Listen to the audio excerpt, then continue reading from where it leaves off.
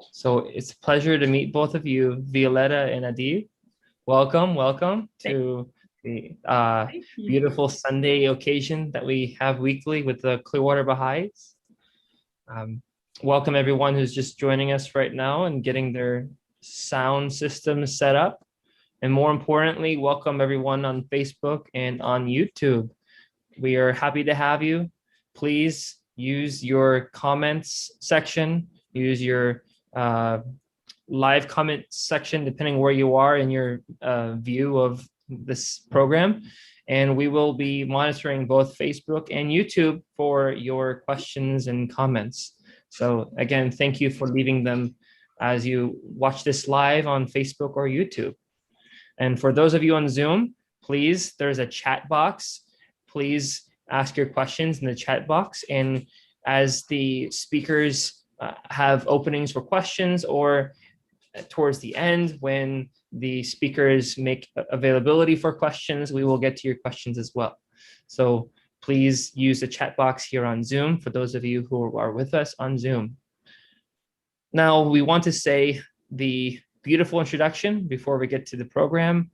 The introduction is quite simple and to the point. This is about the Utterance Project. And this is a very expansive project, allowing you, the reader, to engage with the Bahá'í Holy Writings in the original Arabic and Persian. Adib and Violetta will share stories about how they were inspired to start the Utterance Project, the aims and goals of this online initiative, and inspiring stories about the use of the Utterance videos in the field from Bermuda to Kazakhstan. With that being said, I'm going to be giving just short introductions on Mr. Adib Musumian and Ms. Violetta Zain. For Adib, he received his bachelor's degree in communication studies from the University of Texas in Austin in 2012, and his master's in learning technologies from the same institution in 2015. During his last year of graduate school, he spent a summer abroad in Jordan to study the fundamentals of classic Arabic, with the goal of being able to understand the Arabic Baha'i writings well enough to be able to translate them. Imagine learning so you can translate Baha'i writings. He has been working in the field of e-learning design and development for the past 8 years. Adib has contributed articles on various Baha'i topics to online spaces like Iran Press Watch, the Baha'i Library Online, and Baha'iTeachings.org, as well as peer-reviewed publications such as Lights of Irfan and Baha'i Studies Review. He has also self-published one book, debunking the myths, and co-authored a book with his parents, The Secrets of True Happiness, which was published by George Ronald. Adib has a website that features more than 100 of his provisional translations of the Arabic and Persian Baha'i writings, a list to which he is regularly adding as time permits. Additionally, he has translated from Persian into English a number of news articles, essays, letters, poems, and peer-reviewed articles, as well as one book chapter included in the Bab and Babi community of Iran, published last fall by One World Academic. And now our another amazing presenter, Ms. Violetta Zain. Violetta's family has pioneered to Africa for 2 generations. First, her grandparents to Spanish Morocco during the 10-year crusade, and her parents following suit by pioneering to Central Africa since 1981. After her undergraduate degree in international relations, Violetta served and then traveled throughout Africa before serving at the Baha'i World Center for 2.5 years.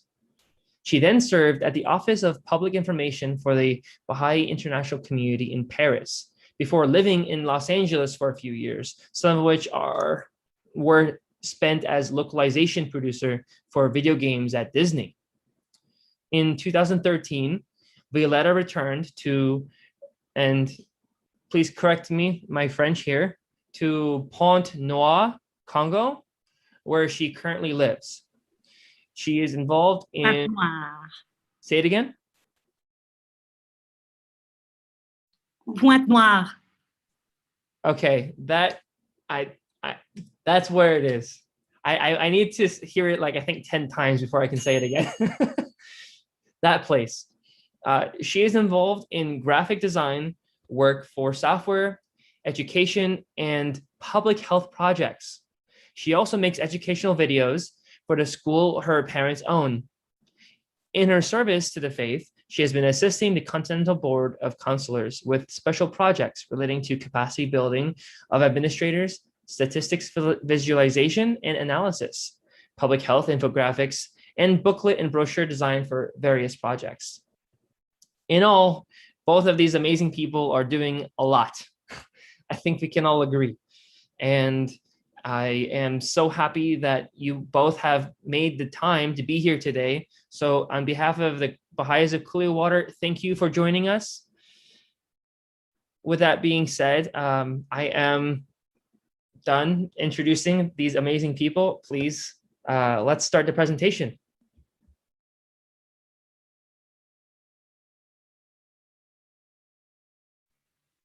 Okay, I'm the one who's starting it because I have a story about how we started. So you guys have probably heard of COVID. It's a thing that happened on this planet. So when COVID happened, you know, I always have to do things first, right? So I got COVID like the week it was out. And I was super sick for 3 weeks. And I did such a good job isolating. My parents did not get sick. I locked my door and I didn't open it for 3 weeks. It was like solitary confinement, but it was super fun because I was super bored and I had a really good internet connection. So I discovered graphic design and video editing, and I just did like 14 movies for my parents' school while I was confined. And I illustrated all of the quotes for movie book 1 and 2.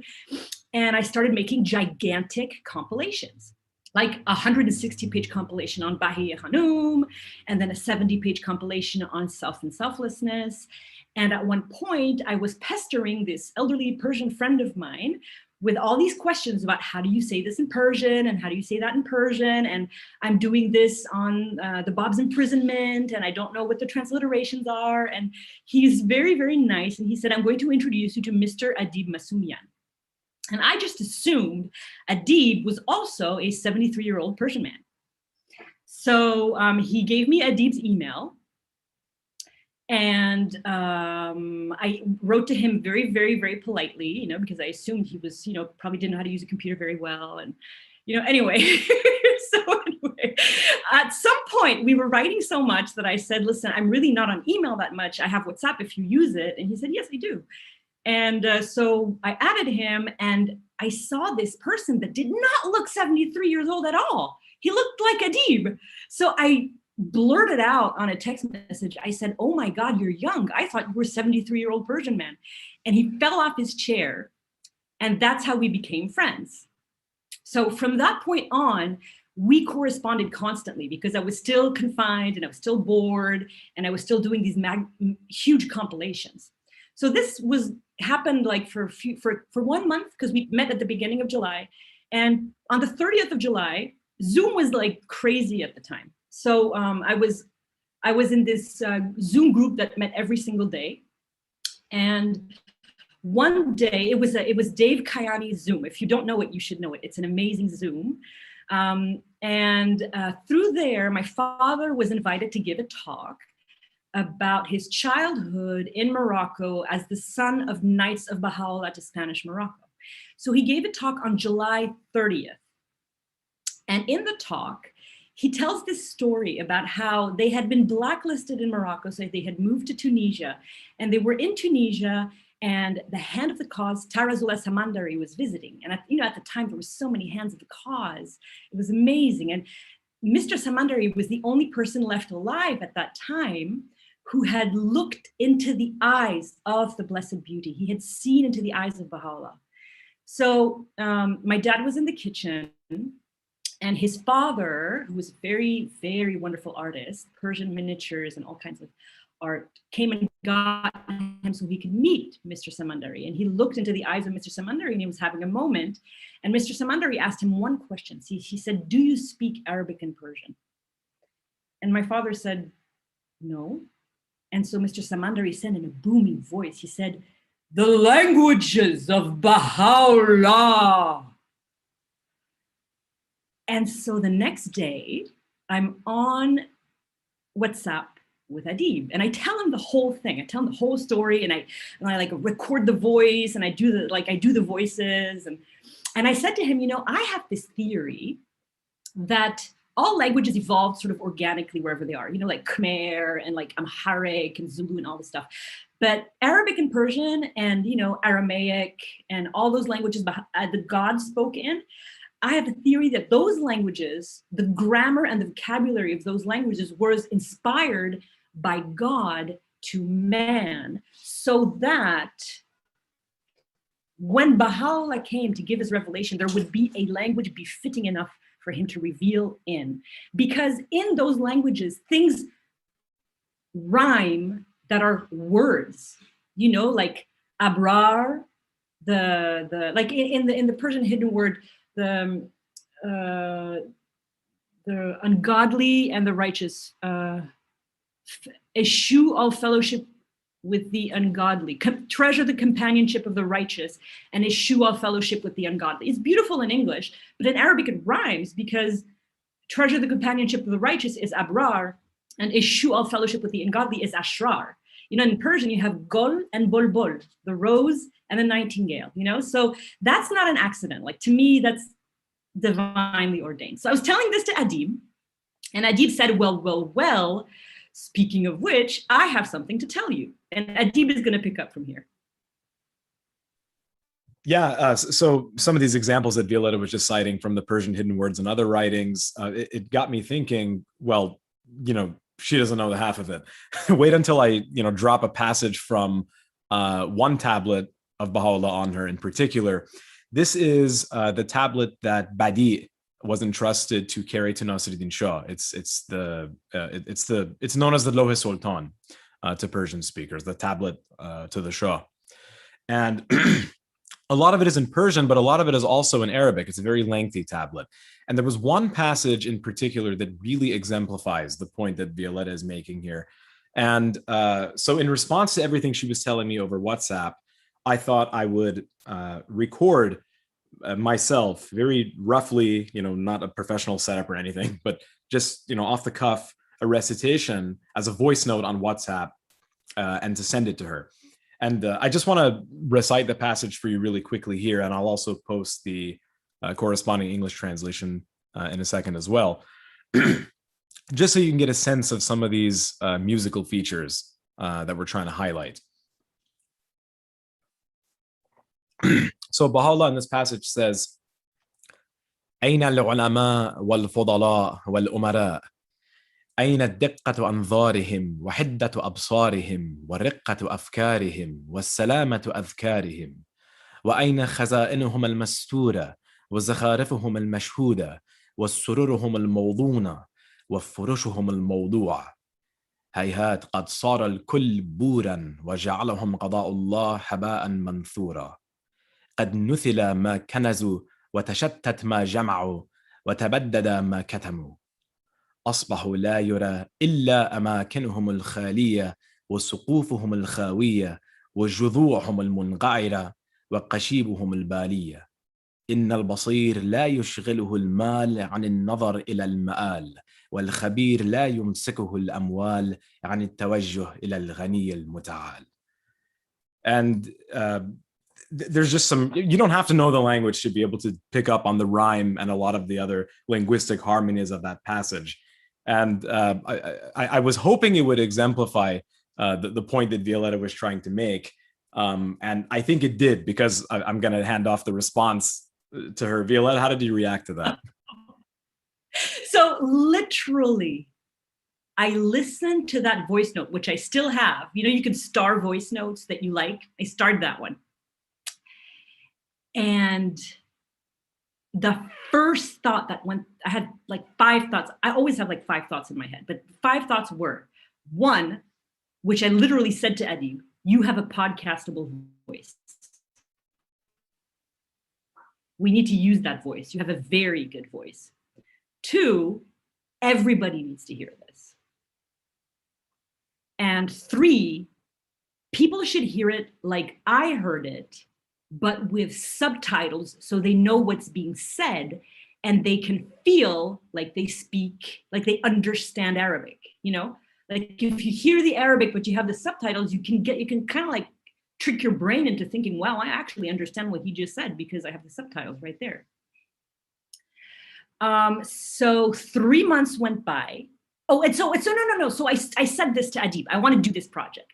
At the time, I didn't know how busy Adib is. Adib is the second busiest person I know. The first busiest person I know is my counselor. I didn't know. So I said to him, we should do this gigantic, ginormous project that's going to take thousands of hours on both of our times. And he was like, I'm in. Immediately, he said, I'm in, to his credit. Even though he'd only known me like 3 weeks, right? And 3 months Something went like by. that, Yeah, 3 weeks. So 3 months went by and nothing happened. And I was still thinking about this every single day. And I was like, oh, when is he going to want to do it? When is he going to want to do it? So October, I wasn't saying my obligatory prayers. I was having a really hard time. So I said to Adib, listen, remember how you recorded that beautiful Lahi Sultan? Can you just record real quick the short obligatory? And he did a terrible job. He recorded it so fast I couldn't use it. So then I like sent him a voice note and I was just like, okay, that was terrible. You need to re-record it for somebody who's like 5 years old and like really slowly. So I'm gonna give you the pace.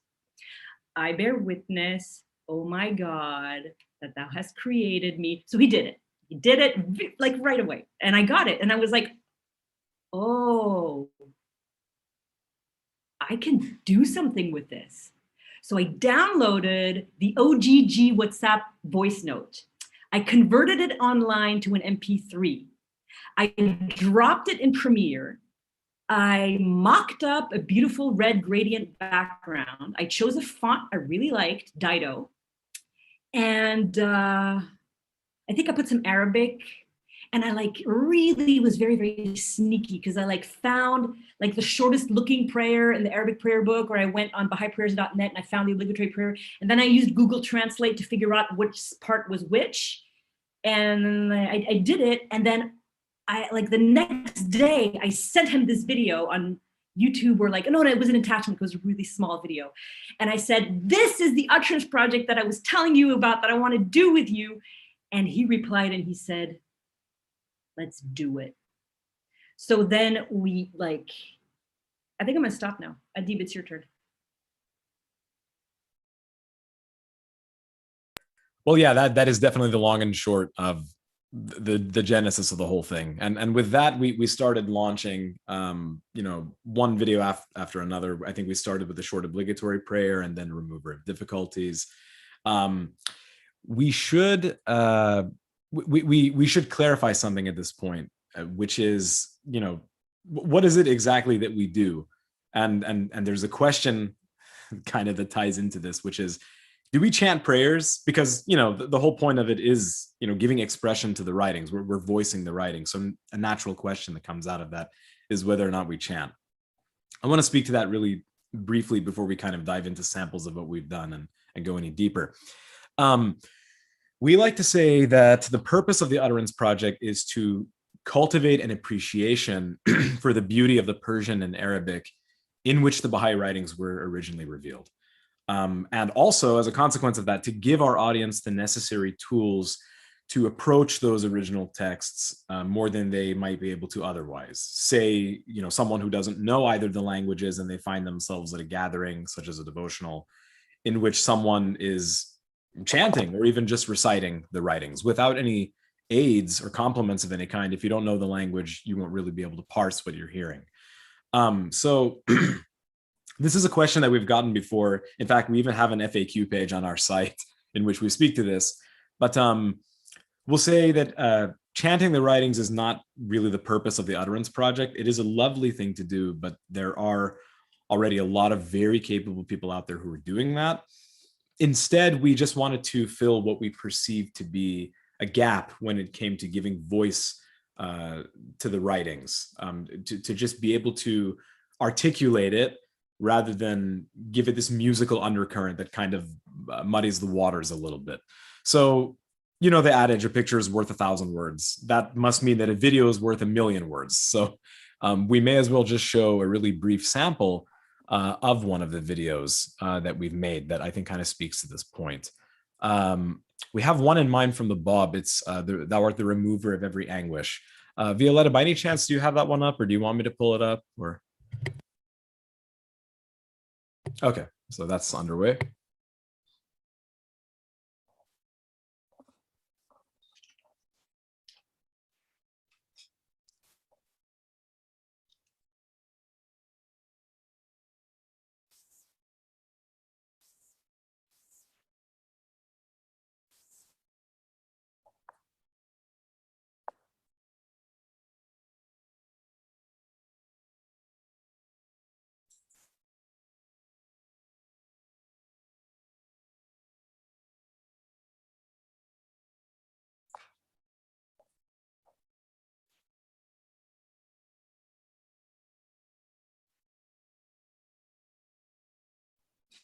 Violetta has started screen sharing.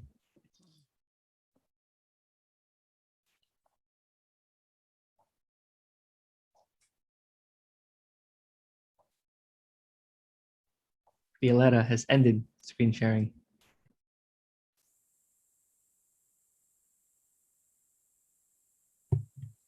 Okay, she may or may not be having bandwidth issues. Let me see if I can pull it up on my end.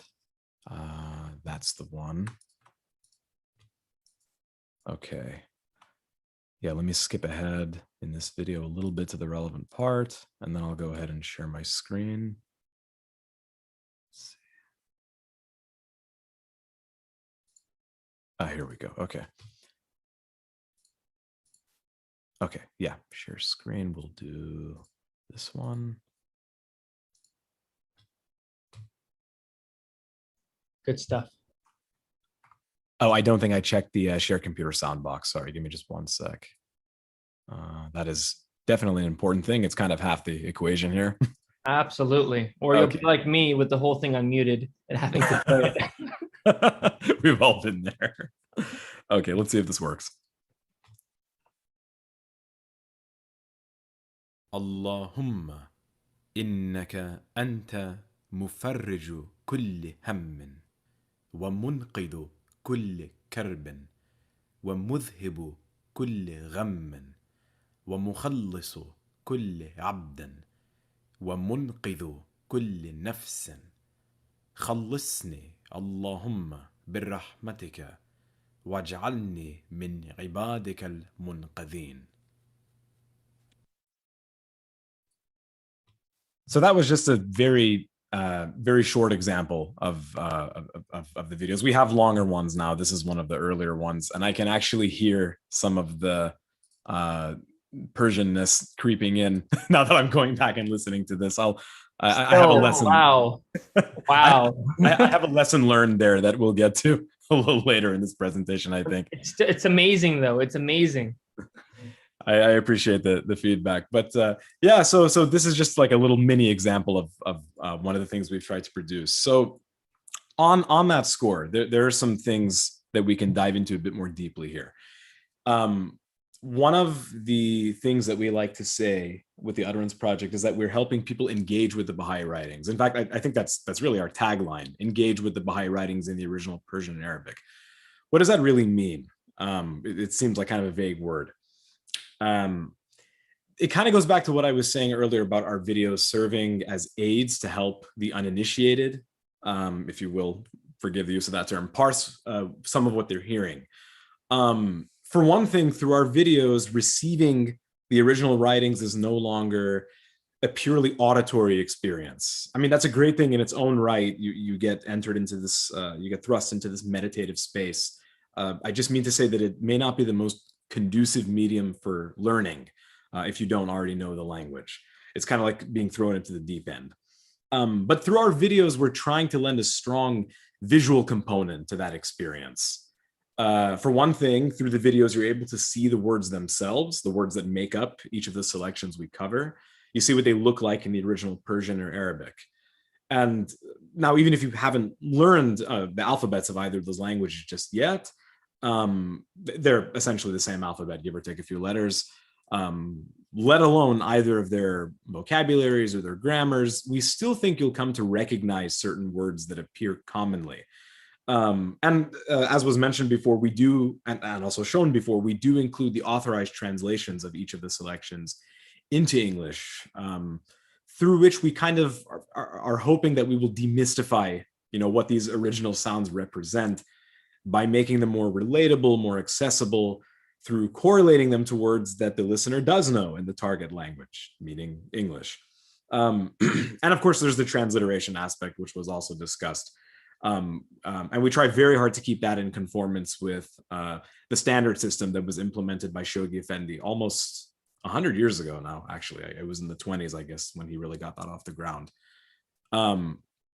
I should say what Violetta is showing here is an excerpt from a living document we have called the Utterance Project Treasury. And it's kind of self-evident here, we try to make it that way. But each of the things for which we produce videos, this is basically a written compendium. It's really kind of like an ebook. It's assumed such big proportions. You can see at the bottom left, it's up to 90 pages now. And we passed by the long healing prayer a second ago. That takes up a lot of space.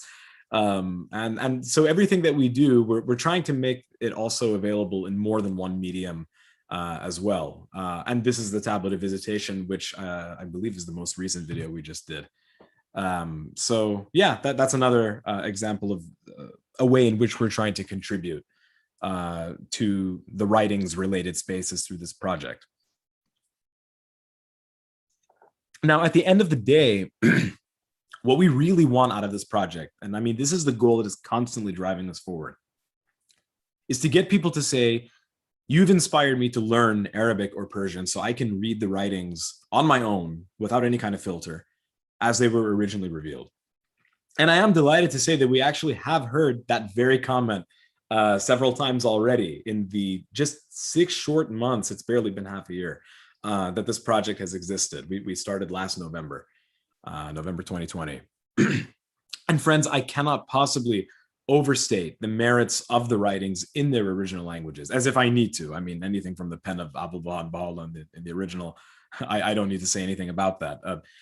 From my own mouth, which is why I will quote from, in my own words, which is why I will quote what Abdul Baha himself has said. There is a tablet in which he clearly speaks to some of these virtues and merits that the original writings have in their Persian and Arabic. There's no authorized rendering of this passage, unfortunately, just yet, but I can give you a provisional, rough kind of translation of it, and then maybe paste it in the chat later. In this tablet, Abdul Baha says, "Thou hadst asked about the translation of the blessed verses. Translations must be of the utmost clarity and eloquence, but however eloquent a translation of the divine verses may be, it can never be compared with the original, inasmuch as one set of words hath issued forth from the mouth of God, whilst the other proceedeth from the pen of man. Immeasurable is the difference between them." So those are really powerful words from the master. We would do well to reflect on those.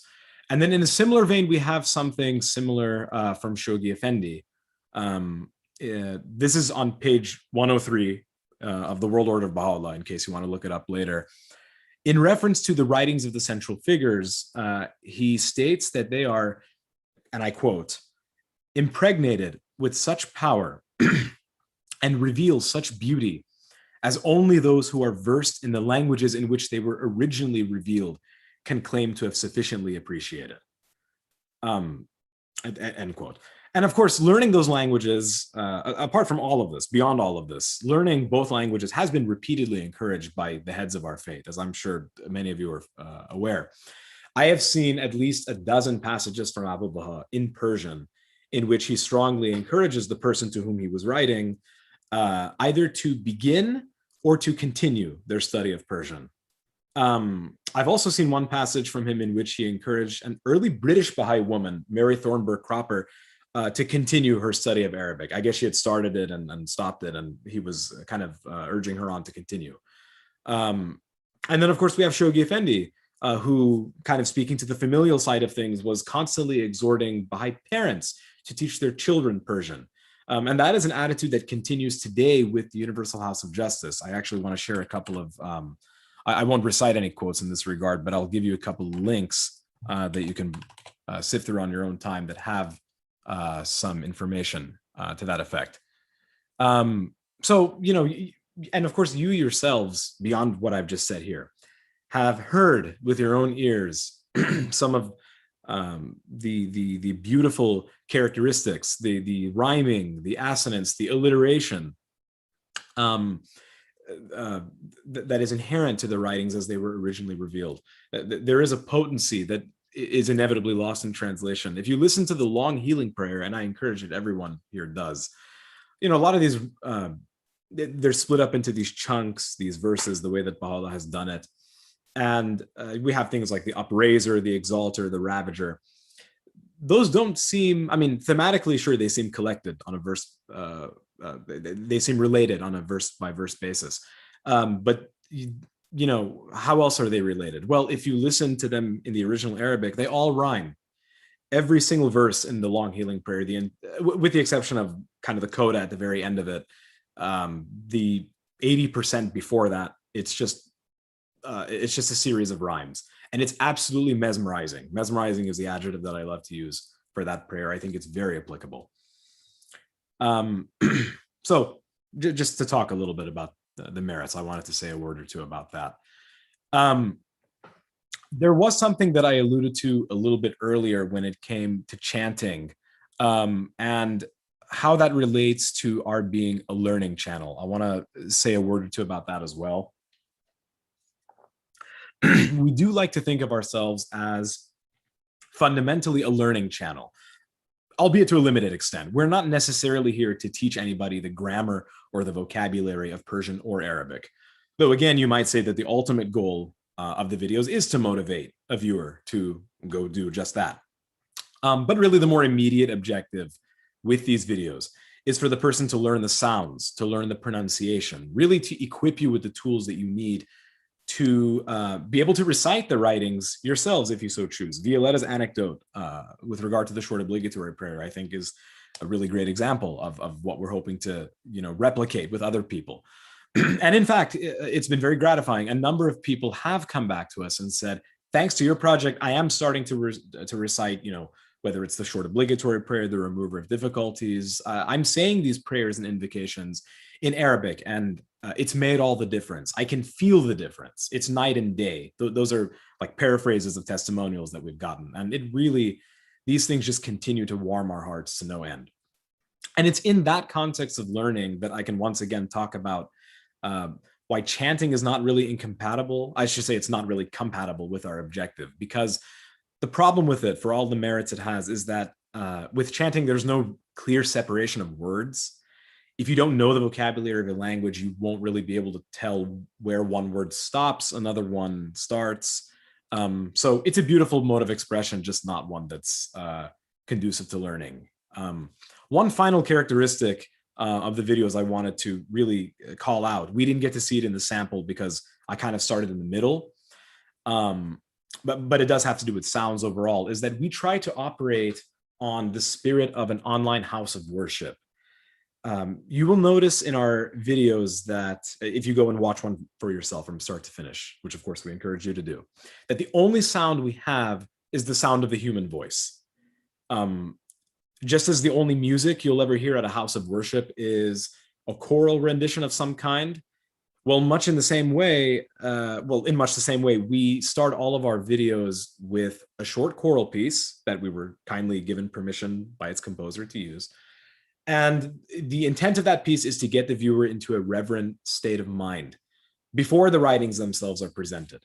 And it's the same vibe at the end of the video. We have an intro and we have an outro, which really refers the person to the website, but we have a continuation of the choral piece, and that's really meant to transition you out of that sacred space. You bring the person in and then you take them out.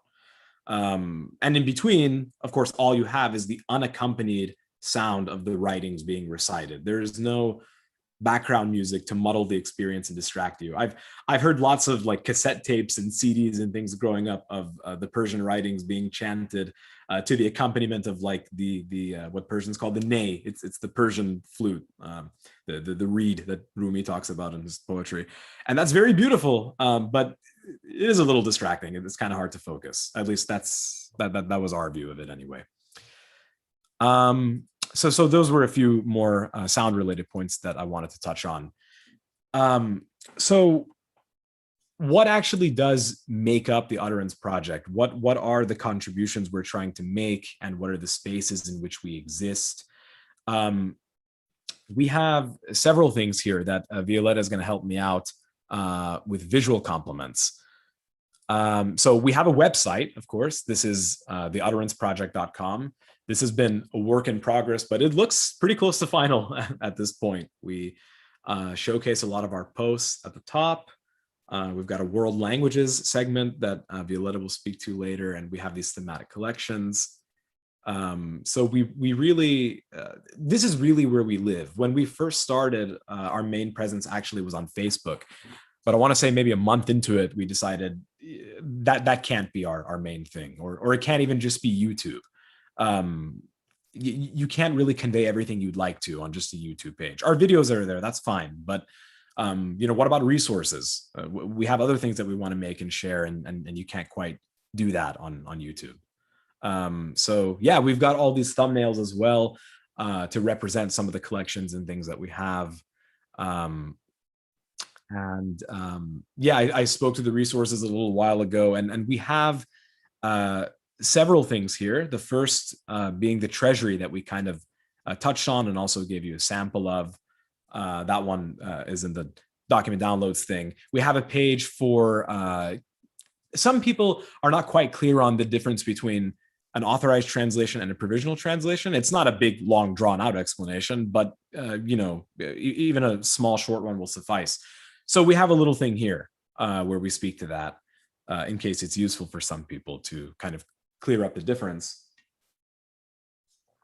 We also talk about transliteration a little bit because we come up with, we don't really come up with our own system. We're really emulating what the Guardian has instituted. And so we felt a word should be said on that, specifically in the Baha'i context. So we thought having that page available as a resource would be useful for our audience. And then the document downloads page that I alluded to a second ago, which, among other things, it does have that Treasury and a few other similar PDF compilations. We have one. Oh, there we go. Let's see. Yeah, we recently started launching ebooks. We've got one on the theme of Be Generous and Prosperity, in which we took that iconic passage. Really, Violetta did this. This is her baby, and what a beautiful baby it is. In which she, took chunks. Well, I guess you're going to see it for yourself. It's better than, me just sharing it. But I think, yeah, there we go. Yep. An iconic passage from Gleanings. A lot of people don't know it actually was addressed to his son, Mirza Badi'u'lláh. But yeah, it really is applicable to all mankind. An answer to the cry of the needy, a preserver of the sanctity of thy pledge. Yes. And each of these things is so powerful. Each clause, there's so much weight in it that we just felt that it ought to be graphically represented in a befittingly powerful way. So we've done this once so far, and we're hoping to also do it with, more selections that really lend themselves to that kind of focused graphic presentation. And then we've got a couple other things here, like the languages of revelation of the Baha'i writings. I see people asking all the time, like, whether it's Bahá'u'lláh or the Bab or Abdul, how much of what they wrote was in Arabic, how much of what they revealed was in Persian. And so thankfully, through the careful and meticulous research of someone who spent like 13 years in the research department, Dr. Stephen Phelps, he put together this document that is a labor of love, the fruit of painstaking research, called A Partial Inventory of the Works of the Central Figures of the Baha'i Faith. And we're not going to get into that too much, but it really offers a beautiful breakdown of just the translations and source materials of all the writings. And he starts with some introductory material in which he gives that kind of breakdown that I was speaking to, linguistically speaking. How much is Persian, how much is Arabic? And what Violetta just pulled up here, blog.loomofreality.org, this is where you can always access the latest version. He's continually updating it. Last time was right around when we started our own project, actually, come to think of it, November 2020. And the beautiful cover there, by the way, that you see in the thumbnail, Violetta herself designed that. and Dr. Phelps incorporated it into the latest iteration. So really showcasing her flair for graphic design.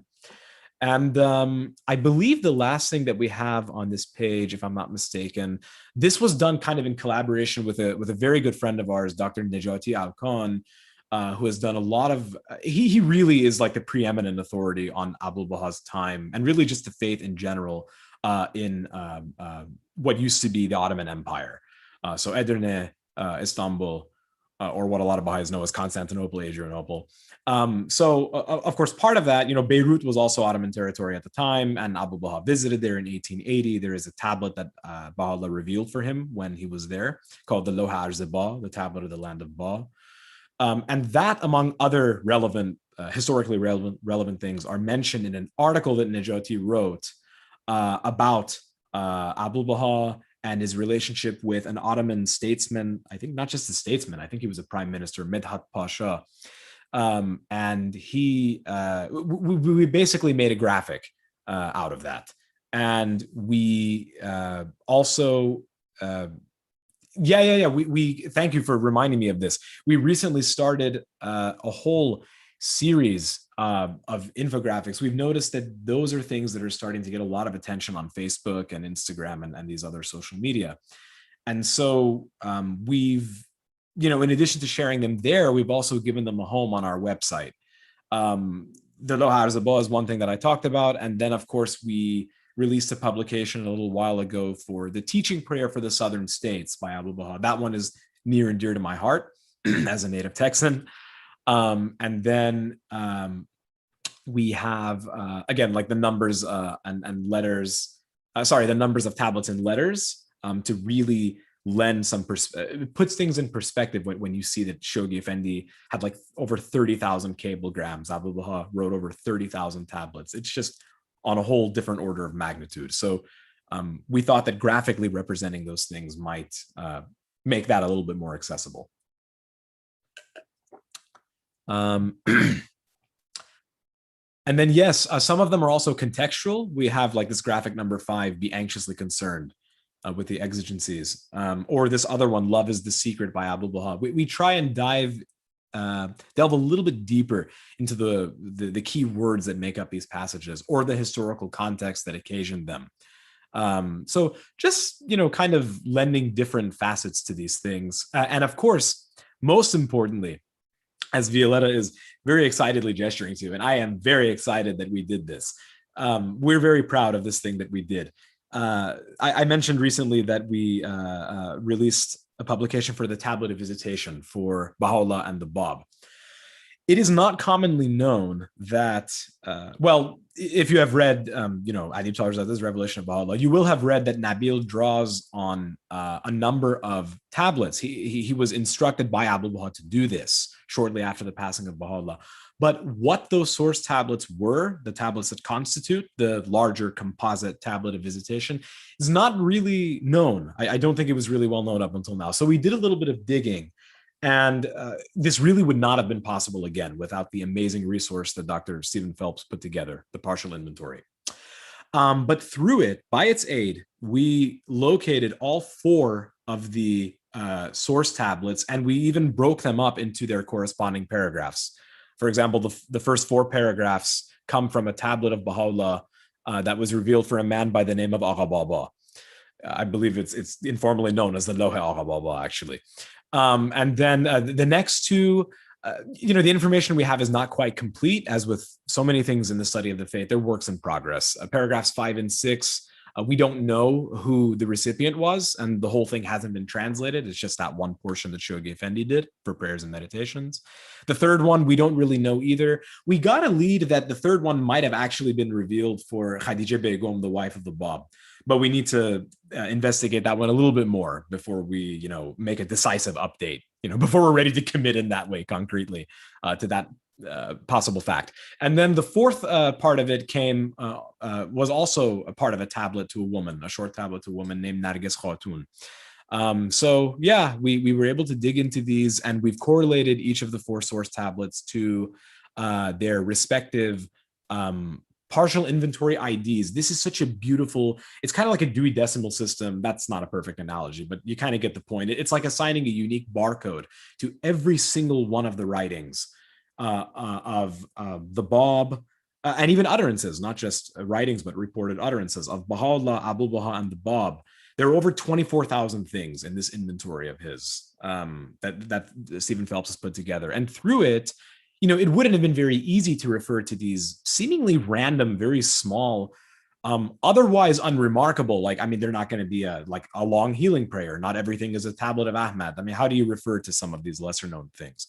Well, thanks to the system of classification that he's produced, we are able to refer to them in a uniform, standardized way. So the timing just seemed really ripe to produce something like that. And I'm really glad, actually, Violetta has now pulled up the partial inventory. I've talked about it so much that it's worth showing. I definitely go gaga over this stuff too.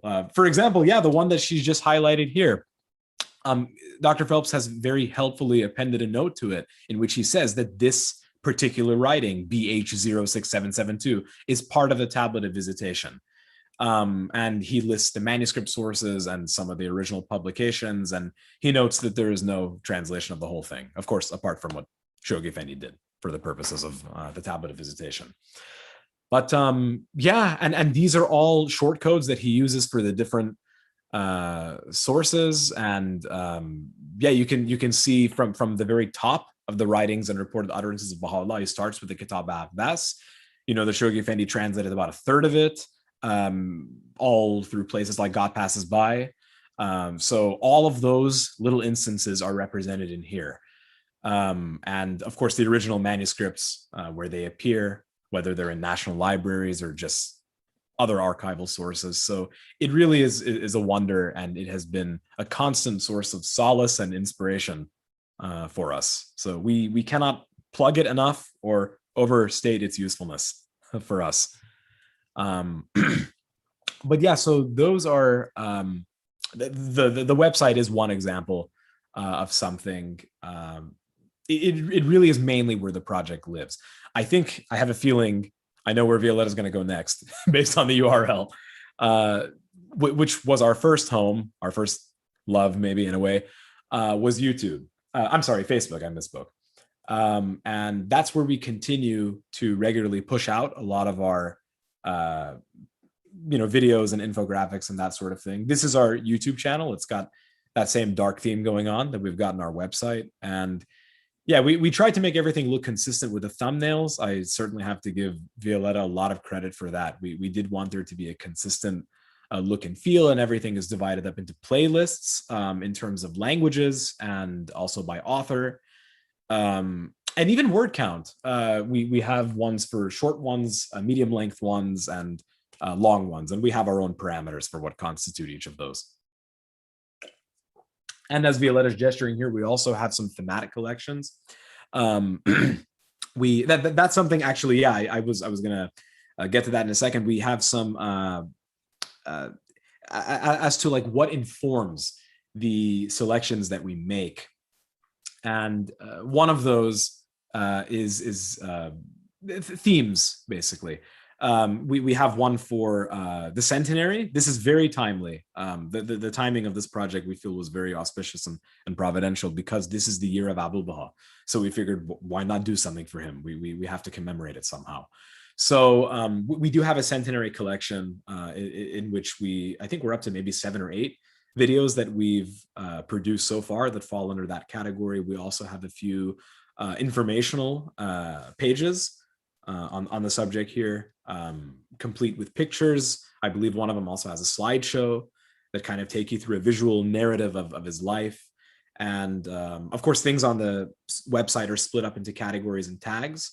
And this is the Centenary tag. You can see that by and large, they are from Abdul Baha himself. They deal with his writings, but there are also ones from Baha'u'lláh that are relevant to Abdul Baha. I mentioned the Doha Baha, which was revealed for Abdul Baha from Baha'u'lláh, and an excerpt from the Kitab al-Ahd, in which he, appoints him as a successor. And there is the Surah Ghusn, for the Tablet of the Branch, which until fairly recently, we only had in partial authorized translation from Shoghi Effendi. The full thing, as of 4 years ago, is now in Days of Remembrance. And you want to get a sense of the master station, you really have to go to that writing. It's beautiful and represented, underappreciated.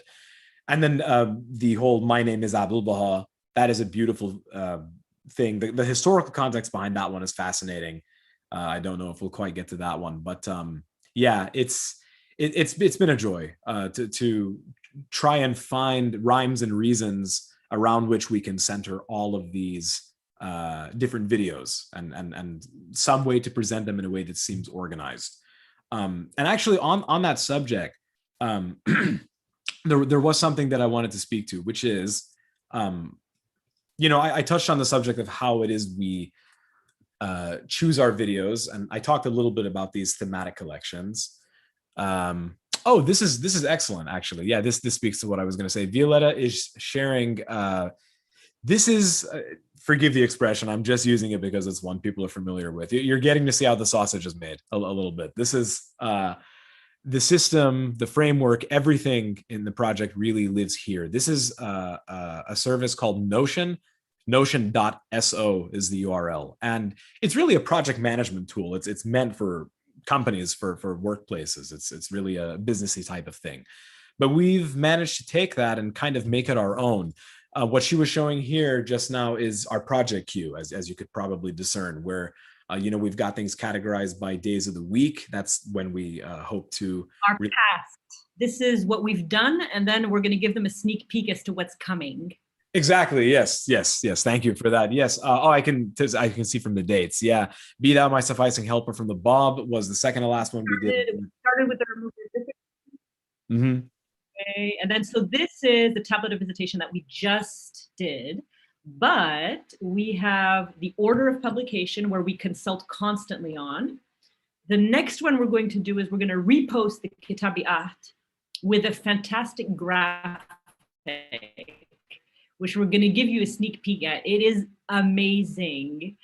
I was thinking, I wasn't busy enough a couple weeks ago, and I was like, what if I made a timeline of every single event in Abdul Baha's life that I can get my hands on? And Adib has been my right hand, and we've had some of the world's best Baha'i historians look it over and give us feedback. And this 50 pages of the life of Abdul Baha broken down in dates, and it's so amazing. We're going to release it on June 7th. So there's a little note here that says there's a little graphic with it right here, graphic, the extraordinary life of Abdul Baha.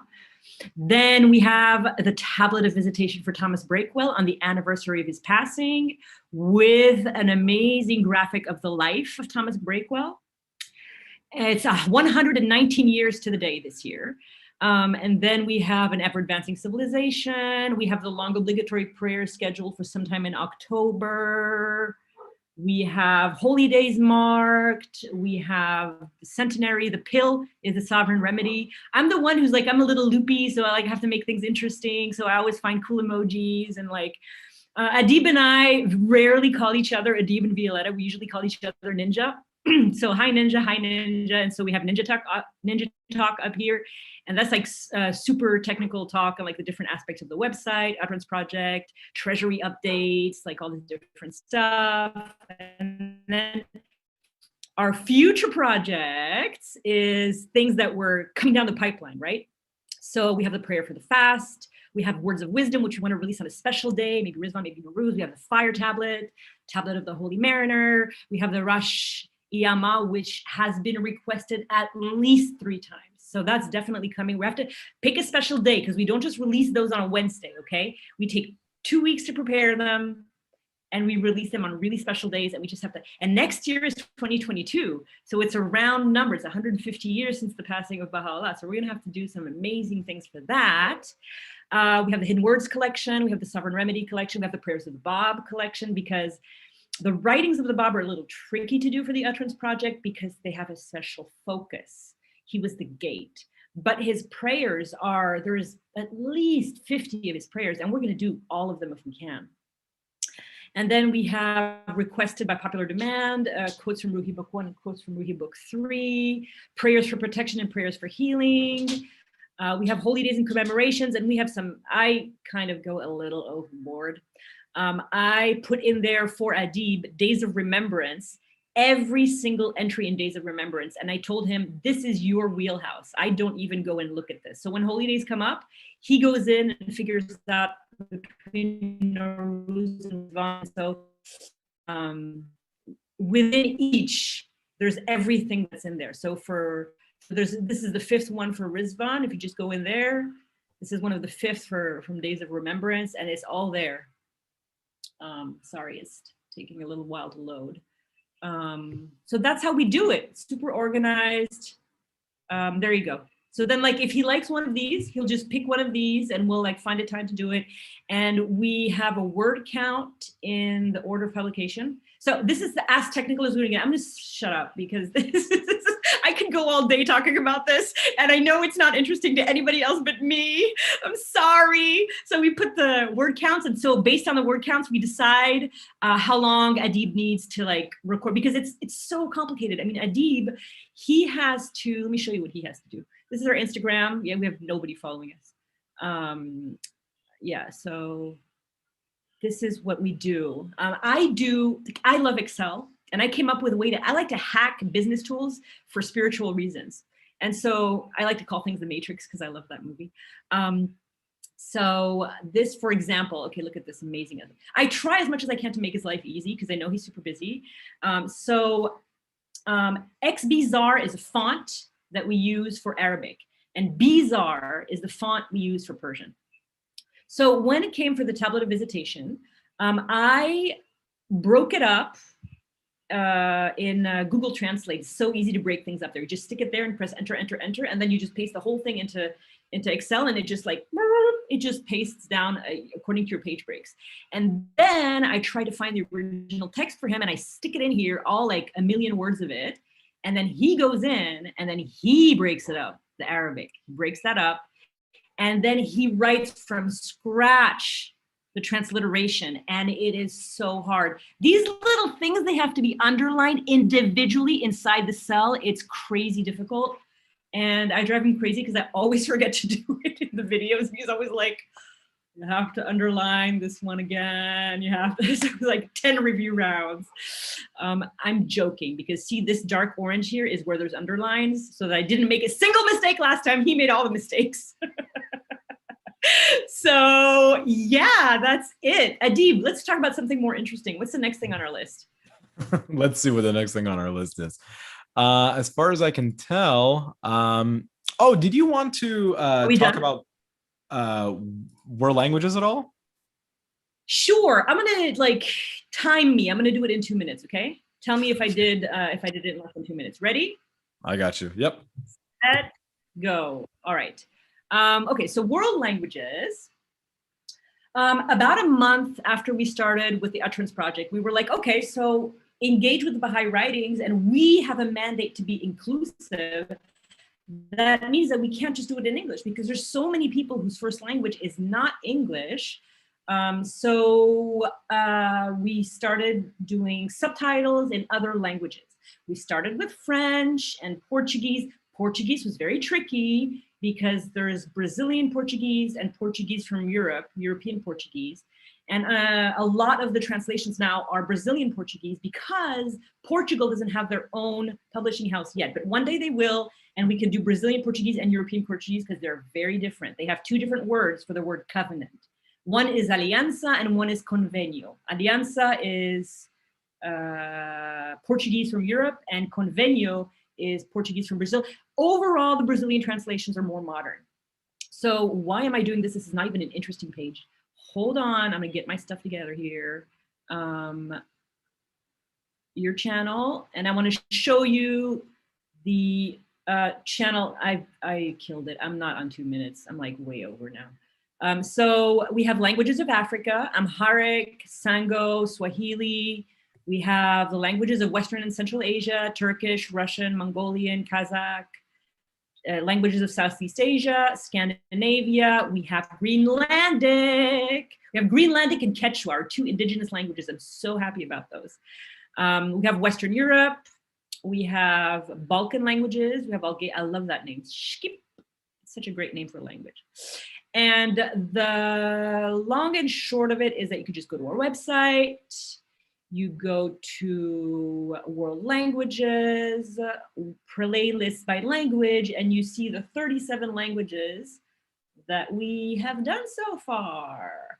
Spanish, Chinese, Portuguese, Finnish, and they're also on the side of the website here.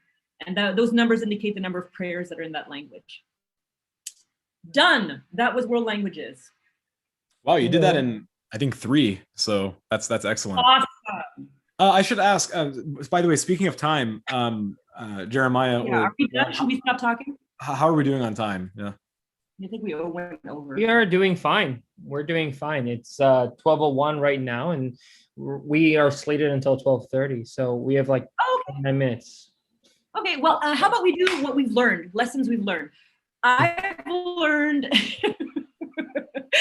that I know nothing, and that my video editing and graphic skills have really improved. I've learned that there is so much people want to know, and that as much information as we can put out there, there are people that are going to consume it. And that I've learned that this project is being carried spiritually. Things come to us. We have inspirations. Things are possible that weren't possible before. All of a sudden, like, time expands and we're able to do like a really long publication in a short amount of time. And it's almost like there is goodwill on the part of the powers that be for this project to advance, because we are carving out a little portion of the internet that is a safe and holy and beautiful place where this is the first time this has happened in history, where you can hear the words of Baha'u'lláh spoken. And we have 20, 30, 40, 50 hours of it between the two channels of just the words of God spoken in the original language that are beating like a beating heart on the internet. That is what we're doing. We're carving out a corner of the internet for Baha'u'lláh. And it is an endlessly humbling experience. We have met the most amazing people in the world through it. We have people in Bermuda who there's one Persian speaker and everyone else speaks English. One of their believers found the Utterance Project, and he sent the link to everybody, and he said, pick a prayer, learn it by heart. We're doing a special devotional for the early believers, all in Persian and Arabic, and none of them are Persian and Arabic speakers. And because of the Utterance Project, they were able to do that. All of the English speakers were able to say prayers in the original languages because they learned them on our website. And I attended towards the end, and I got to hear a few of them say it. And it was so moving that the Utterance Project now, we don't get that much feedback. We don't get that many comments. We don't. But like, we get views, and so it's making its way, and it's living its own life on the internet. All we have to do is show up and do the work and not count the hours. And we're not doing something that's for everybody. That's something I want to just say it. What people want is chanted prayers. They do not want the Utterance Project. There is a small, tiny, enkindled subset of the Baha'i population that wants to learn the prayers, that wants to hear a human voice recite them without any music. And we are doing it for them. And we're doing it on the internet so it can reach a child in Lesotho, or a mom with 4 kids in Ukraine, who's going to have it subtitled in her language. We're doing it for a minority in a minority. And that is one of the things that guides us, because Shoghi Effendi many times speaks extremely eloquently on the importance of the minority within a population. And we are focused on the minority. We're doing something uber specific, uber specialized, uber the same every time. We're never going to chant prayers. We made one exception for a prayer, Tablet of Ahmad, chanted by my grandfather, who's a Knight of Baha'u'lláh. And we collaborated with my father's storytelling Zoom to put the transliterations on there. But that is the only exception we will ever make. If we have like a chant from a hand of the cause or something that is absolutely unbelievably beautiful and is without music, we will do the transliteration for whatever prayer that is, and we will do a collaborative project with another channel. Those are some of the things I learned. I don't know if I missed anything. Adib, why don't you say some of the stuff you learned, and then I'll look through the list that we have. And if I forgot anything, I'll talk after you. Yeah, no, that sounds good. Yeah, lessons learned for me. So as the narrator of these writings, this project really forced me to improve my audio production game. And what that really means is, well, for one thing, I realized very early on that the two options I had at the time, back in November, for microphones, they were not going to cut it. I had either my webcam mic, which I'm using for video right now, and that made my voice sound kind of far away and muffled, or alternatively, I had a headset. And that definitely made me sound a lot closer to the mic. It made me sound clearer. But my experience with headsets generally, and that specific one was no exception, is that headsets tend to really thin out your voice. They make you sound kind of metallic, kind of anemic, actually, maybe even a little nasally in some places. So I do think they're a great choice for a conference call. Like you have to hop on a conference call for work or something, but they lack the vocal depth that we think a person would probably want to hear in a recitation of the Baha'i writings. So after doing some extensive research, both Violetta and I, we eventually settled on the Yeti Nano, and I think I went to my local Best Buy and I bought one. Especially what attracted me to it and what appealed to me was that the Yeti Nano is advertised as being ideal for podcasting, interviewing. Nowhere on the box did it say narrating the Baha'i writings, but if it's good for those two things, you make an inference. So I fell in love with it as soon as I tried it. I think Violetta did too. And it's just what we've used ever since. So that's, one aspect of the audio production game, and then a way in which that's improved with time. The second aspect of it is the actual act of producing it.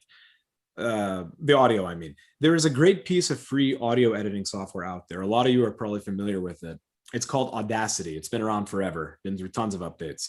Before this project, I had occasion to experiment with it in several different contexts, but I soon realized that for this specific project, I was going to have to expand my skill set considerably if I wanted to produce audio that was really worthy of a project like this one. And there's one skill in particular I can highlight that has just been instrumental to me, something that I've picked up along the way, and that has to do with noise reduction. Actually, some of our earlier videos do suffer from this because it's something that I learned. Plug the video, whatever device you're using, into a great speaker, turn it up all the way, you'll hear the difference. Because even in a quiet, relatively quiet, and a carpeted room like mine, you're still going to have ambient noise that gets picked up by a mic that's as powerful and sophisticated as the Yeti Nano. But luckily, Audacity can compensate for that. It has an intuitive noise removal feature, which I have learned how to use in order. I'm not like a wizard with it or anything, but at this point, I've learned how to use it to get it to do my bidding, specifically to get it to get rid of that noise, kind of the white noise, the undercurrent, and other distracting sounds, coughs and, chair squeaking and things like that. It just happens. These little impurities, and the goal is to leave you, the listener, with as pure and as immersive an experience as possible for engaging with the writings. So I would say that is a major, it may be like the major lesson that I've learned.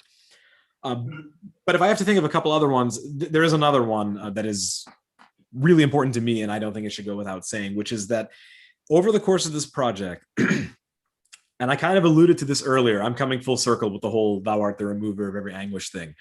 My Arabic pronunciation has needed shoring up. Any native Arabic speaker who's listened to some of those early videos can tell you that. Something to know about me is that several years ago, I spent, I guess, this was already mentioned in the introduction, but just to recap, yeah, I did spend a summer abroad in Jordan to kind of pick up the fundamentals of classical Arabic.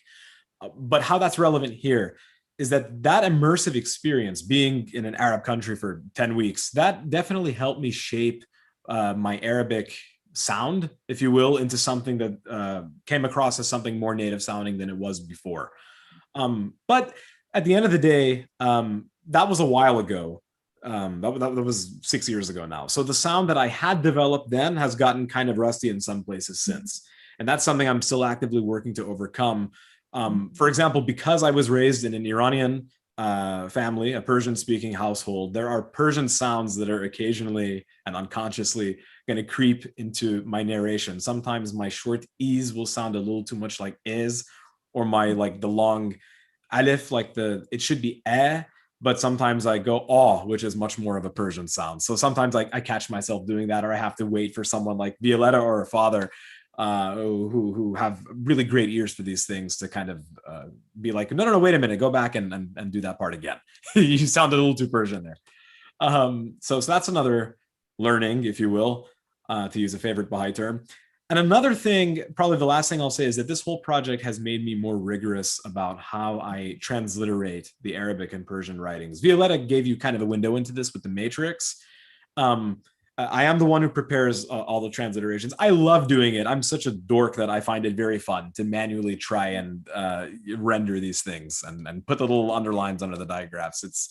I feel it's like I'm a hamster running in a wheel, and I love it. When we were first starting out, I felt like I had convinced myself, probably deluded myself, that I was emulating the Guardian standard fairly well.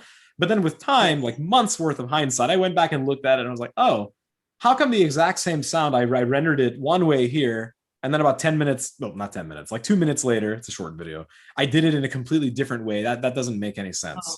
So I had to really take a magnifying glass, really a microscope to it, and get a lot more rigorous about what I was doing, because I wasn't being consistent in certain respects.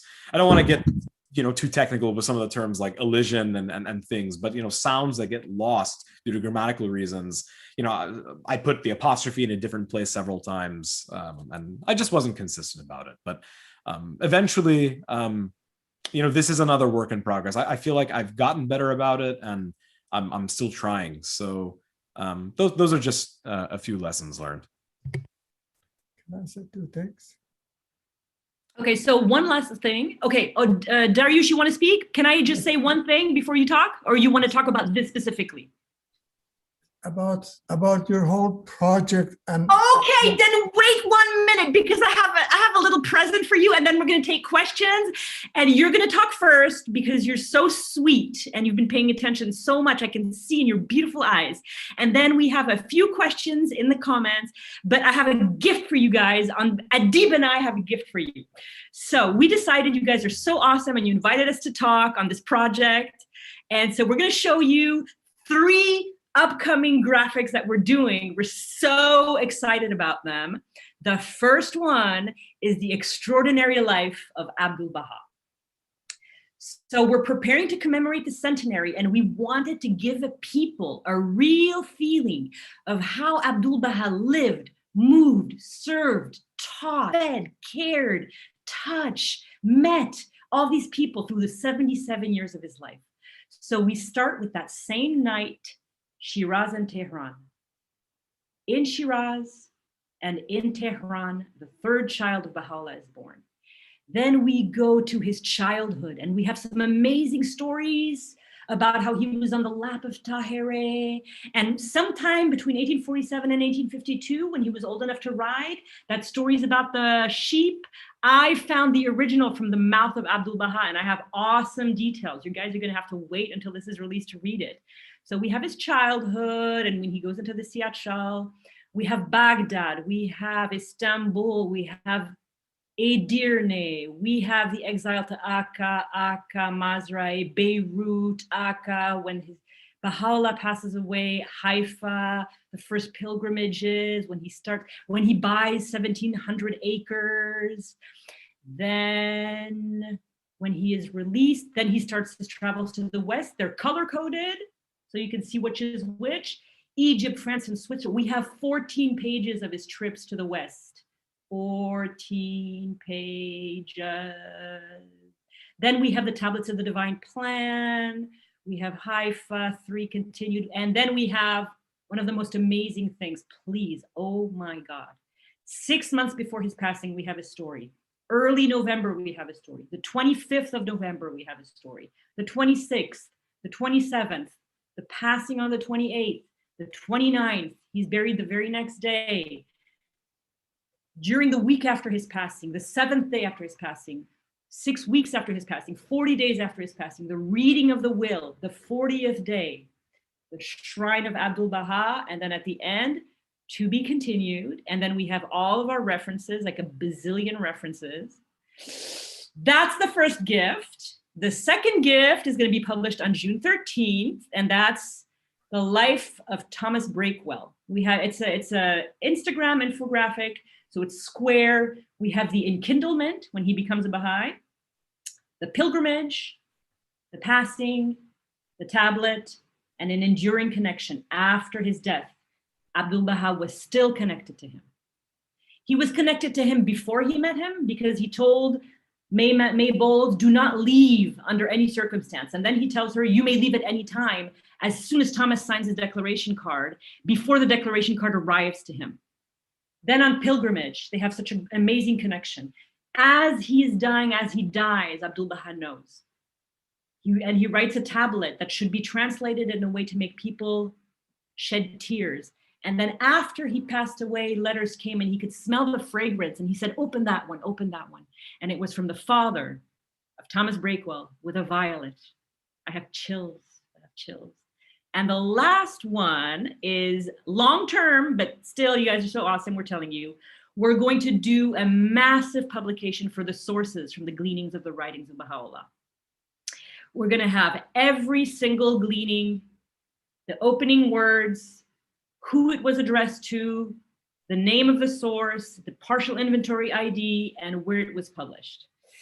And so I'm just giving you one page because we haven't started because it's a long story and I'm gonna bore you with it. So now, Mr. Dariush, the floor is yours. I want to thank you for millions and millions of time. It is so extraordinary and beautiful what you are doing. Mwah! I want to give you two professors in Greenacre, husband and wife, linguistic. Okay. In the Greenacre, they were talking about universal language. And they said, whatever the world decides that world language to be, all the people of the world, they want to learn Arabic and Persian. Why? Because, first of all, you cannot, as you know yourself what you have done, that even Guardian with that immense power did not touch some of the Abdul Baha or Baha'u'llah's tablets or prayers because they are so beautiful. You want to touch it, it is just, you destroy it. Yeah, So yeah. you have to listen or learn it. At the same time, doesn't matter who translator is, always because of the limitation of the languages, they cannot deliver exactly the word of God. So they want to learn Persian and Arabic so they know it directly what God has said, not John and Mary has translated the Exactly. understanding. God bless you. That is exactly it. Thank you so much. What you are doing, God would shower you with all kind of bounties and power. Well, he brought us you, didn't he? He brought us the Clearwater Baha'is and Dariush. So we are being showered with bounties, obviously. You wait and see what you are going to get. Because what you are doing for the world of today that is falling apart because of the disunity and hate and so on, only remedy, only medication for healing all these people of the world is the word of God. You know, that is why, no, Dariush, that's why we created a collection called The Sovereign Remedy. When Adib and I like consult really constantly. And at one point I was telling him, listen, you know, the world is falling apart and with this COVID and all this stuff. Oh, no. We only met a few months ago. Yeah, but we decided to do the Sovereign Remedy Collection. And the theme of the Sovereign Remedy Collection is a three-part theme: the ills affecting the world, the divine physician who can diagnose the disease, and the sovereign remedy. And then there's the fourth, which is like actual teachings of what we like. Be generous and prosperity was one of those. Adib, there was a few questions. Did you look at the chat? Yeah. Because we have to start answering these questions. Sure. Can you? I'm not focused enough to do that. Can you do that? Sure. I'm looking as we speak. Yeah, actually, there was one that I wanted to touch on. I'm going to start from the top and actually work my way down a little bit. I think Let's see. good idea. Yeah. Oh, okay. So there's a comment here from Stephen, I believe Stephen Collins, whom both of us now know through this project quite well. There was a suggestion of a question near the beginning that languages might originate in the act of the manifestation. Any more on that? Oh, I think, Violetta, that had to do with something you brought Totally up. a personal opinion. I invented that. It is not in any source. It is absolutely wrong. I made it up. I would like to retract that statement now and ask for the organizers to delete it from the video permanently. Thank you very much. There is a question almost right after that, which really touches on the same thing. It piggybacks, if you will, off of it. It says, a question for Adib and Violetta. This comes from Regina Colston. Speak more about the words of the writings and the power those words have in the original languages. How is it transformative and how it advances humans? Well, for one thing, we are told that because, from Bahá'u'lláh, I'm sorry, from Abdul Baha, that because they issue forth from the mouth of God as opposed to the pen of man, they do exercise an immeasurably different kind of influence on the human heart. Now, how that might manifest itself, I mean, the way... I have an example if you don't have one. Please, of course. Yeah. Okay, so in doing this project, I mean, I spend a ridiculous amount of time on this project, like obscene amount of time. An immensely appreciated amount of time. A ridiculous amount of time. And on top of that, I'm the assistant to the secretary of the Board of Counselors for the Central Group, which has 40,000 Baha'i activities. And so I still spend a ridiculous amount of time on this project because I don't know why. There is something, I tell Adib all the time, there is something pushing me forward and just pushing me. And I'm able to achieve an extraordinary amount of work. Adib has a full-time job, is a secretary for one of the most active communities in America, and has 18 million books he's writing at the same time as he's doing the Utterance Project. And so when I have these ideas that are going to be time sinks, like, hey, Adib, let's write a chronology of the entire life of Abdul Baha. Adib is like, awesome.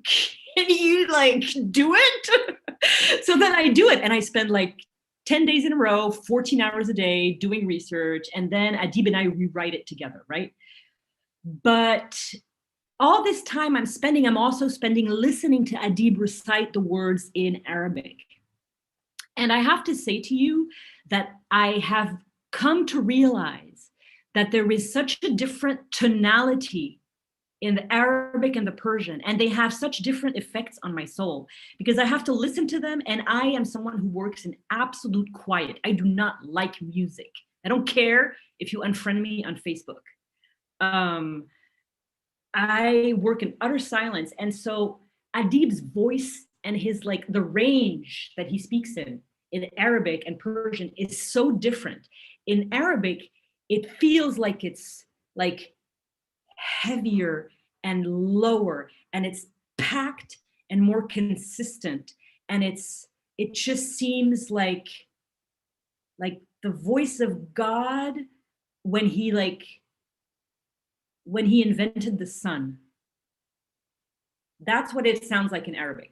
And then when he speaks in Persian, I can feel like that's the voice of God when he invented birds on a dewy morning in Shiraz. He invented birds. That's what it sounds like is Adib speaking in Persian. And I listen to this all the time. I mean, I'm bathing in this, and it has transformed me over the course of 6 months. I am not the same person I used to be. My mind is so much sharper. Even Adib can attest to that. Some of the work that I do, Adib comes back to me and he's like, that is the work of a very organized mind. And let me tell you something. I am a lot of things, but organized, I am not. And I am transformed by this project. I am able now to speak in front of crowds, knowledgeably, drawing on the original writings, on the original terms in the writings, from the Suri Husna, from the Lahar, from like, I can even like, and those things, they have transformed me. And if they can't transform, I'm the one doing this, and I'm the one who doesn't speak a lick of Arabic or Persian. So I'm sort of like the test subject, and I can tell you it works. I wanted to touch really quickly on something that a wonderful observation that Dariush made, dear Dariush made about just the potency and the features of the original and how they just inevitably get lost in translation, even when it comes to the Guardian, because you get to a point where it doesn't even have to do with your competency as a translator or even your divinely ordained ability to interpret. It's just that the inherent features of the target language prevent you. The words just aren't there to reproduce the original beauty. It's not possible. That's why Shoghi Effendi, I'm convinced that this is why Shoghi Effendi, in his own foreword to his translation of the Kitab-i-Iran in 1932, characterizes it as one more attempt to introduce to the West, in a language however inadequate, this book of unsurpassed preeminence among the writings of the author of the Baha'i Revelation.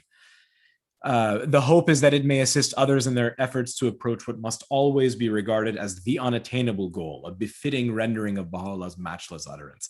I think if you ask 99% of Baha'is, given their exceeding reverence, very well-placed reverence for the Guardian, their due reverence, they will say, Persians would call this Ta'aruf. He was being humble. And I think, I think that does inform some of it, but I also think he was being quite serious. He was speaking from a linguistic perspective. This is the word of God, and it's impossible to reproduce it in the original. To reproduce it in the target language.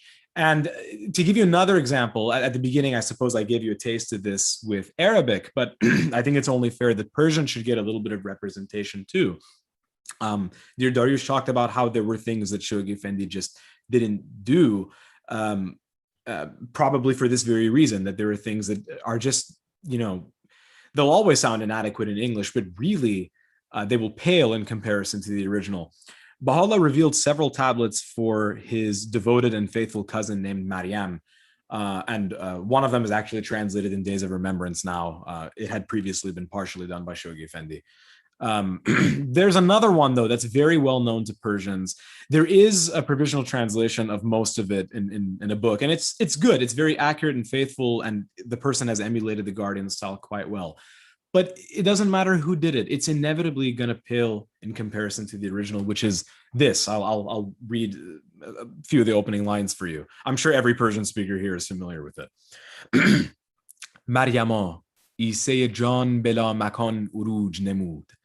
قفس وجود از طیر محمود خالی ماند و بلبل قدم به صحرای عدم رو نمود و عندلیب الهی بر صدره ربانی به خروش آمد. سرادق عزت بردرید و همای رفعت از شاخسار بهجت برپرید.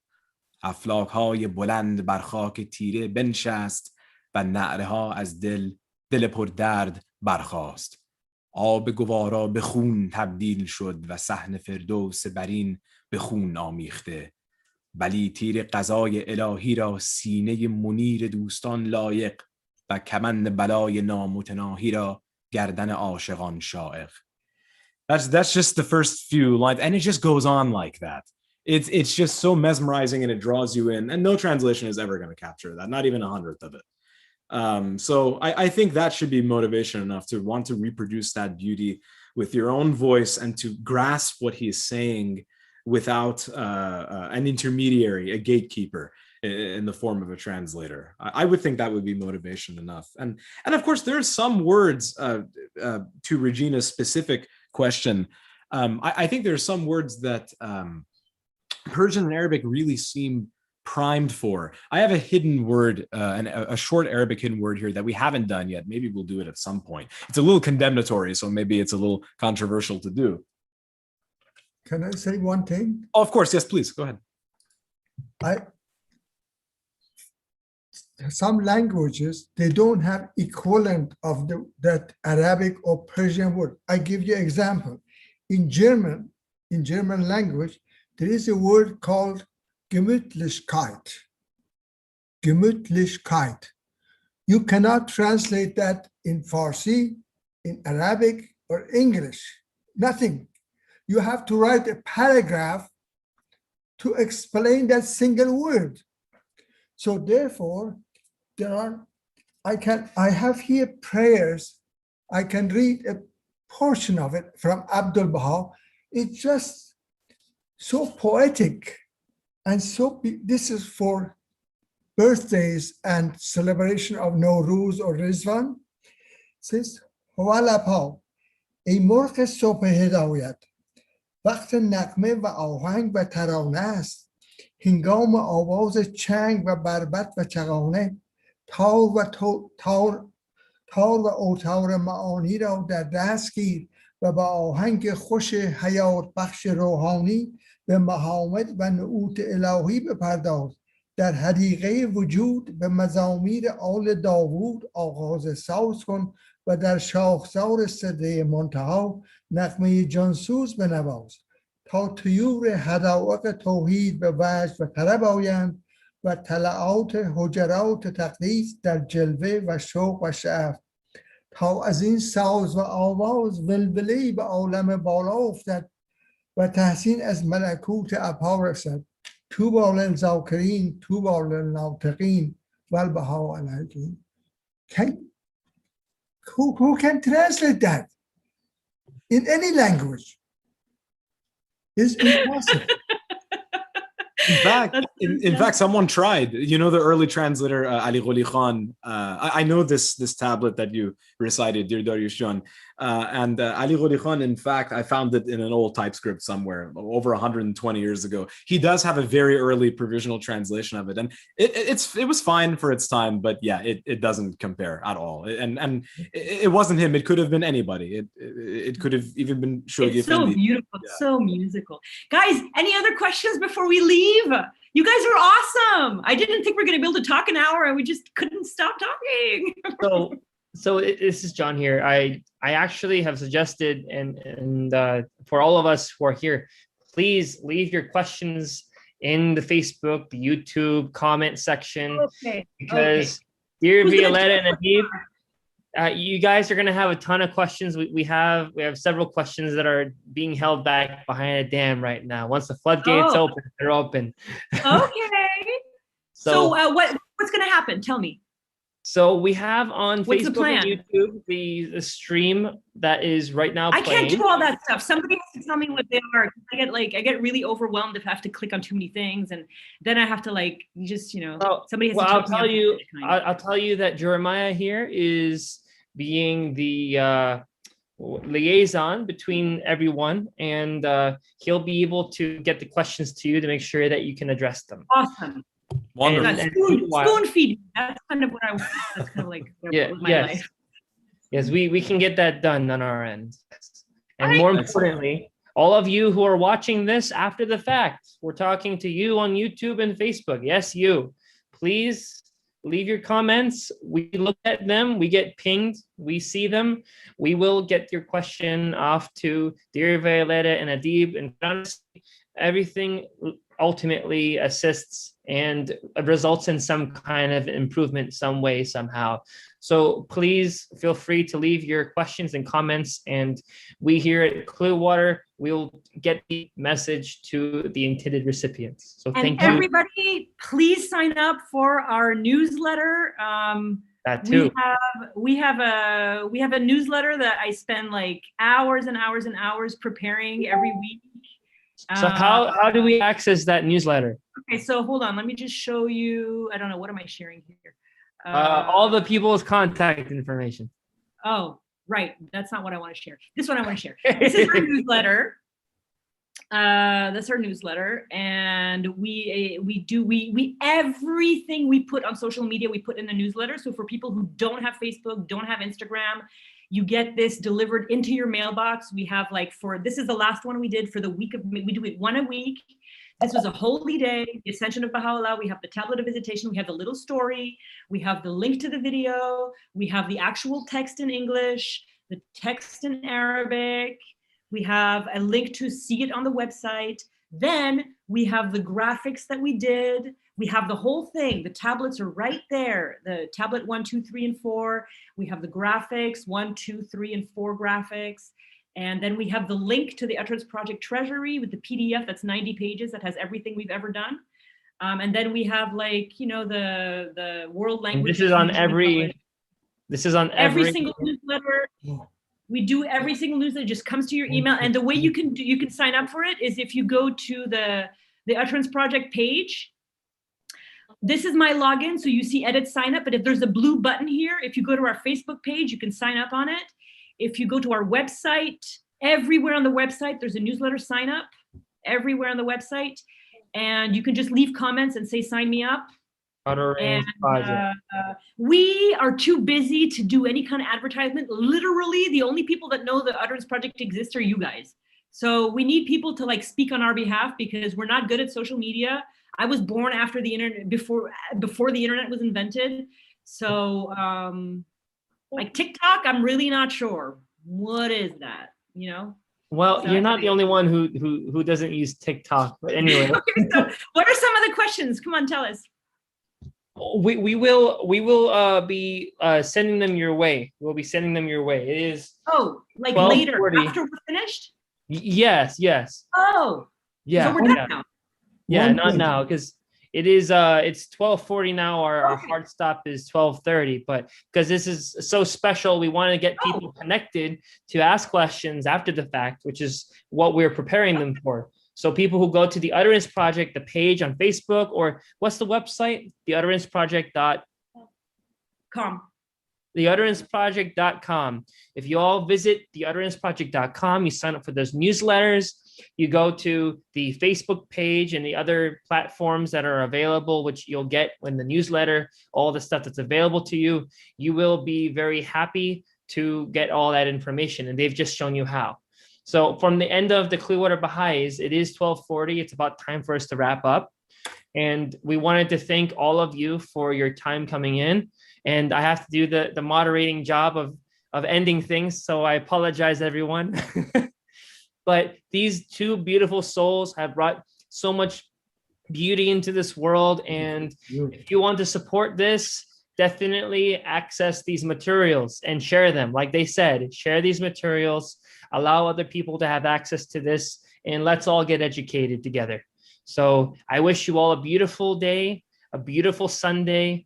This is May 30th, 2021. And thank you, dear Dariush, as well for joining us.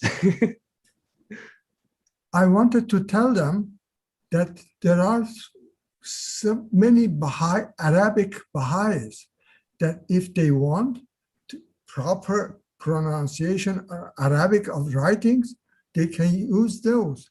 If you put a kind of advertising or some give invitation to those people, you would get a ton of people, and then you can listen to them, see which one of them would fit your particular project, because they have the exact man or woman with the beautiful Arabic pronunciation from any country.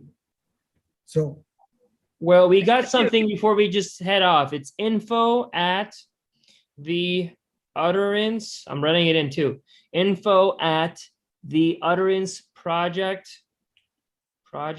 I'm going to read it off again so we all have this. All right, here it is.